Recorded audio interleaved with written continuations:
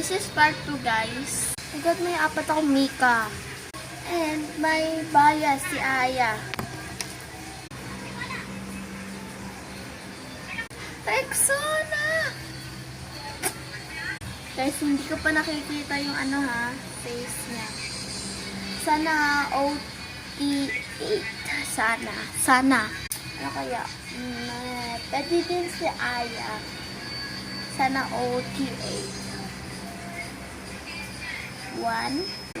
2, 3. Makata si daddy mo. Sleeps. My God. Bini sticky note. New jeans. So, arrange na natin yung mga pinagbibigay sa akin ng classmate ko. So, part 3 na lang kasi malapit na matapos yung yan na. 13, 14, 5.